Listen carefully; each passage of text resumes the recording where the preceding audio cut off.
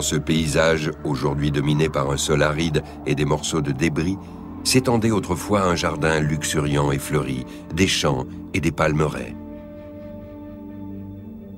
Des documents anciens indiquent qu'un bras de l'Euphrate et de nombreux canaux traversaient Uruk, ce qui en faisait une véritable oasis.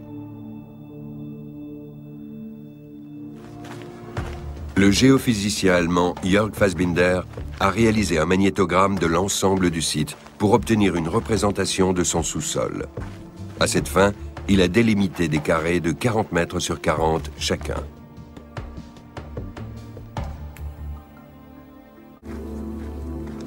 Les segments mesurés confirment les indications des documents anciens. Comme le montre le magnétogramme, un réseau de cours d'eau quadrillait effectivement Uruk. La métropole commerciale était parcourue de larges voies navigables et de petits canaux destinés à irriguer des jardins. Il y avait peut-être même un trafic fluvial à Uruk. Suite aux mesures magnétiques réalisées en 2001 et 2002, nous avons dû revoir complètement notre vision de la ville. Aujourd'hui, je pense qu'elle était bien plus verte et plus arrosée de cours d'eau qu'on ne le croyait. Nous savons aussi qu'un canal coulait tout autour de la ville et que de là, de nombreux petits canaux irriguaient les champs. Ce devait donc être une région très verte.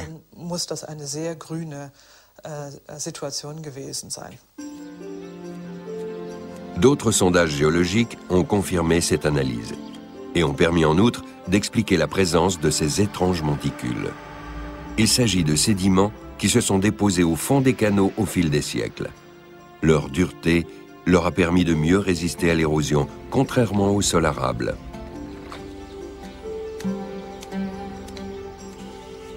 Avec ces découvertes, c'est la première fois que les chercheurs observent une concordance entre les données recueillies sur le terrain et les textes de l'épopée.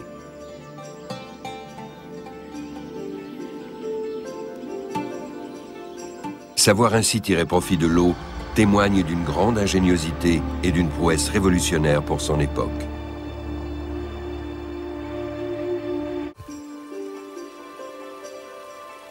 La cité possédait au moins une porte d'eau permettant d'accéder à ces trois ports. Pour faire venir des marchandises, il fallait passer par ce goulet bien surveillé.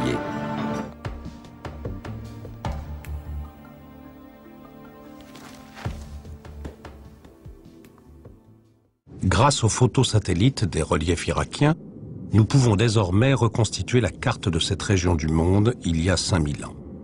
Nippur, Uruk, Ur et Girsu, principales villes de la civilisation sumérienne, s'étaient donc établies dans un paysage totalement différent. À cette époque, la confluence du Tigre et de l'Euphrate était située plus au nord. Sur cette tablette d'argile qui figure le plan de la ville de Nippur, on peut voir l'exact emplacement du temple et de l'enceinte qui protégeait la cité. À l'ouest de la muraille coulait l'Euphrate dont une partie du cours avait été détournée pour alimenter la ville.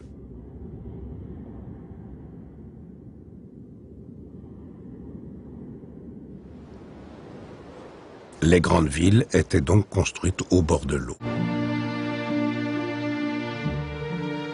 Cette ville immense se situait au milieu de 4000 hectares de champs de céréales.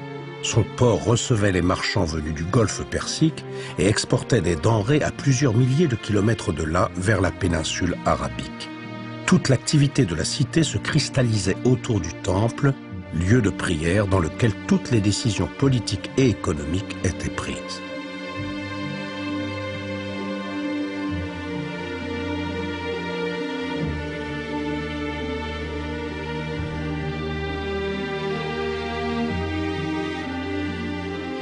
Derrière une muraille haute de 8 mètres, les maisons s'amoncelaient en un ensemble hétéroclite.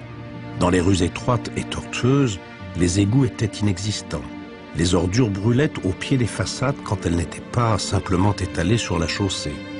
Les bâtiments à 3 étages côtoyaient des édifices à un seul niveau. Aucune habitation n'était alignée sur sa voisine. Outre les portes basses et quelques trous d'aération, les façades ne comportaient pratiquement pas d'ouverture. Les habitants d'Our se protégeaient ainsi de la chaleur et des nuées de poussière.